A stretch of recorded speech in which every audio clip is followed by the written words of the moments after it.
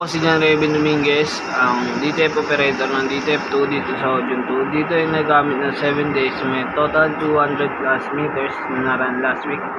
Ito po yung printer head area. Ang last palit ng head ay noong July 17 at ang color ay hindi pa po napapalitan.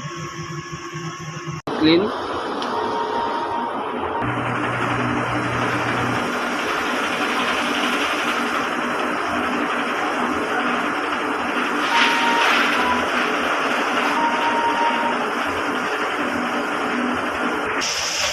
Ito po yung capping, may 60% condition.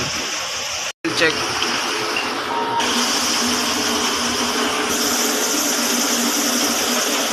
Yung system tama lang.